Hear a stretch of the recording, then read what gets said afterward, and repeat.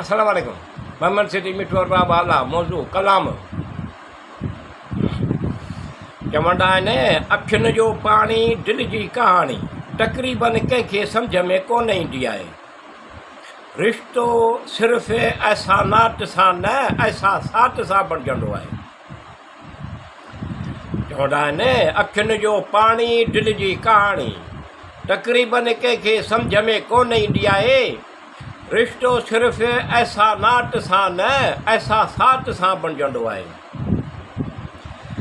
दिलि ऐं दिमाग़ु सोच ऐं ख़्यालु ॻाल्हाइण जो, दिलि ऐं दिमाग़ु सोच ऐं ख़्यालु ॻाल्हाइण जो अंदाज़ सभु कंहिंजो पंहिंजो पंहिंजो हूंदो आहे।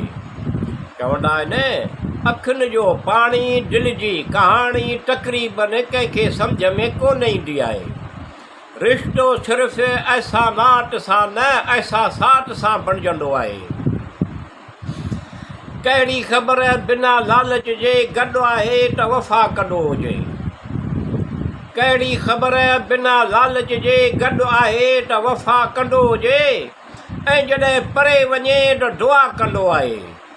चवंदा आहिनि अखियुनि जो पाणी दिलि जी कहाणी तक़रीबन कंहिंखे सम्झ में कोन ईंदी आहे। रिश्तो सिर्फ़ु एहसानात सां न एहसासात सां बणिजंदो आहे।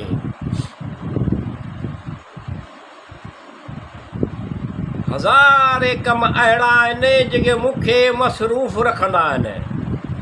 हज़ारे कम अहिड़ा आहिनि जेके मूंखे मसरूफ़ रखंदा आहिनि, पर इहो शख़्स मूंखे वरी बि यादि ईंदो आहे। चवंदा आहिनि अखियुनि जो पाणी दिलि जी कहाणी तक़रीबन कंहिंखे सम्झ में कोन ईंदी आहे। रिश्तो सिर्फ़ु एहसानात सां न एहसासात सां बणिजंदो आहे। मुस्कुराहट जे पुठियां ॾुख, कावड़ जे पुठियां प्यार ऐं चुप रहण जो सबबु सम्झे। मुस्कुराहट जे पुठियां ॾुख, कावड़ जे पुठियां प्यार ऐं चुप रहण जो सबबु सम्झे उन इंसान ते भरवसो करे सघिबो आहे। चवंदा आहिनि अखियुनि जो पाणी दिलि जी कहाणी तक़रीबन कंहिंखे सम्झ में कोन ईंदी आहे। रिश्तो सिर्फ़ु एहसानात सां न एहसासात सां बणिजंदो आहे।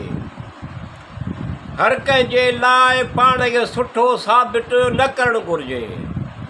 हर कंहिंजे लाइ खामख़ा पाण खे सुठो साबित न करणु घुरिजे। सिर्फ़ु उन लाइ अनमोल आहे जेको उनखे सम्झंदो आहे। चवंदा आहिनि अखियुनि जो पाणी दिलि जी कहाणी तक़रीबन कंहिंखे सम्झ में कोन ईंदी आहे। रिश्तो सिर्फ़ु एहसानात सां न एहसासात सां बणिजंदो आहे।